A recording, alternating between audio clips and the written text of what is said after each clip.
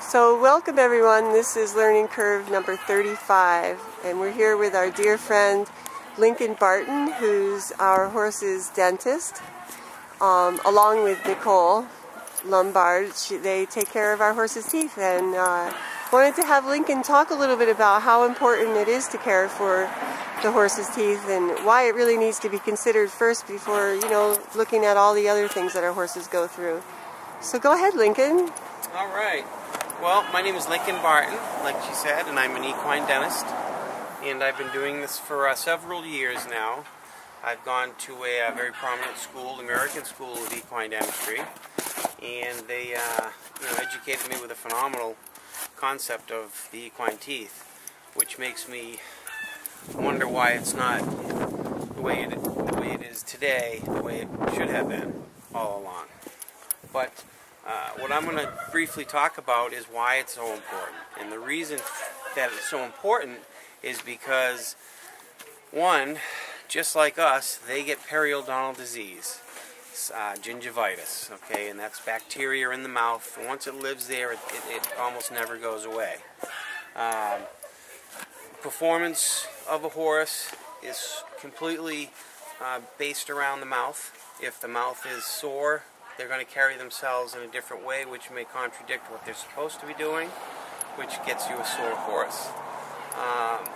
Another reason is, we can't see in there as average people, so, what we have to do is rely on some modern mechanical devices to open their mouths and get a nice view and see what is going on in there. And sometimes you'll have a horse look fine, health-wise, condition great, attitude great, but could have a huge problem inside their mouth.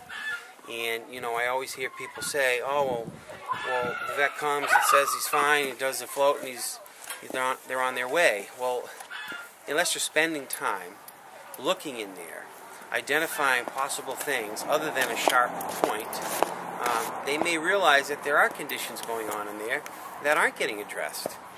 The alternative to that is periodontal disease, the tooth dying in the mouth, causing an infection, which is an abscess, and then the horse can come systemic from that. And you wouldn't know it until it was almost too late. So it takes a good dentist to determine what is needed and when it's needed and how it should be done. So, that's the small of what I can tell you about it. It goes on forever and ever, but you can't say no to a dentist if you think they need one. Yeah, and I agree. It's really fundamental to their well-being, and I learned that pretty early on. And as you've gone through our herd, you've discovered some horses that had actually had good care throughout their life, but you discovered some really chronic ongoing issues with them, and that was really surprising for all of us, and it's helped them a lot to thrive better even after their treatment. Right. After I finish what I do, when I do it to every horse, their quality of life has been lifted up, their potential health raises, and their behavior subsides. They become happier. We can feel pain and we can exhibit that to people. Horses can feel it, but they really don't know how to exhibit in a way we can understand. And especially these stoic horses with these drafts who typically don't show you how they're feeling And a lot of those situations do me no justice sometimes, because I'll see a problem, I'll fix it, I'll know it's fixing something else, but the horse shows no signs. It's because the horse is so stoic, it has put up with the pain so badly and for so long that it's such a relief. It just doesn't do me any good because it doesn't reflect me. But I know there was a good job done. But the horse is just so used to a bad mouth, he has adapted himself to act like he should. Yeah. With the condition. Right. So that doesn't mean you don't fix it. There's also the question of cost, always comes up. And I know for us, we figured out pretty early that, you have to this is an investment in their health, their overall health, where you'll avoid problems later. And I know that you're really affordable for most people, and I know that you work with people, you know, according to where they're at. So you offer some really great service to people that really need this care, and you're open to working with them and what they can afford to do. I want to hear a little bit about your personal life. I want to recognize you as a veteran and thank you for that thank you very much. That contribution you made. And I know you're going through a lot, having coming back from Iraq, and you want to talk a little bit about how working with these horses helps you? Sure. You know, first I'll start off, we all do a job by choice, and joining the military is a job of choice. And, you know, you do what you need to do in order for things to be accomplished. That's in a nutshell. But what I'm really trying to say is you have to move on in life with goods and bads. More bads than goods, of course. But you have to move on, and sometimes you can be standing in a train depot and maybe 100 trains will pass you by and you just haven't seen the right one you want to get on. Well, for me, that's how it was until the horse came along. And then that was the train that I chose. And, it's working. So, if you keep it simple, even as complex as it really is, you know, it's amazing what's going on around you if you just look with simple eyes. And they're so simple creatures, but they need such a complex care that we can provide to them. Yeah. Because that's what we are. We're complex creatures that can manipulate tools and theories and fix their problems.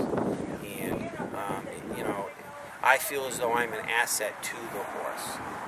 So, you know. Which helps you feel good.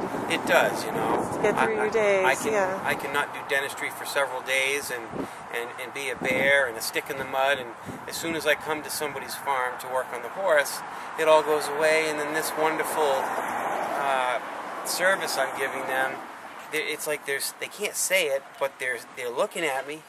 They know they want me to do what I'm going to do, you know, so it's very gratifying. Very gratifying. Yeah, yeah. It's really wonderful to have you among us. And I wanted to just mention that our turkey, our resident turkey, is completely in love with you. He feels like he's assisting you. Takes one to know one.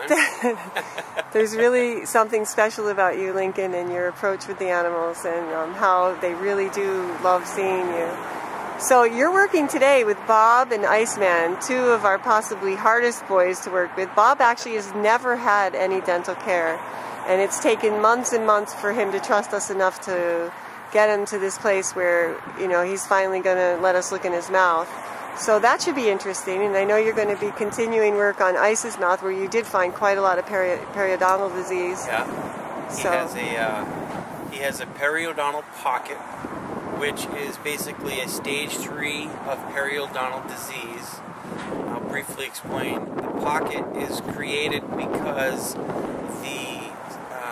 the periodontal tissue, which is around the tooth, has got bacteria into it, and the bacteria has started to work itself towards the root of the tooth, and in process separating the tissue from the tooth. So what happens is now the tooth is beginning to float around in there with not a consistent periodontal ligament holding all surfaces of the tooth in the bone socket. Right. So you attempt to fix it in one way. If that doesn't work, the tooth will come loose and you will have to pull the tooth out. So, you know, if the tooth is solid and it's got a periodontal problem, we work with the problem. If it's a periodontal problem and the tooth is loose, we've got to get rid of the tooth. It's that simple. Yep. So. Yep. Okay, Lincoln, thank you. We're going to be filming you working on ice a bit so you can share some of the things that you're exploring there. And we're going to provide contact number for you so that people can reach out to you if they'd like to. And I highly, highly recommend Lincoln. Just the way he handles the horses, the love of the horses that he has, and his love of life, really, for all of us. I mean, we're all good friends now, and he's joined the Blue Star family in such an important way, and we're really grateful for that, Lincoln. Thank you. Thank you for having me.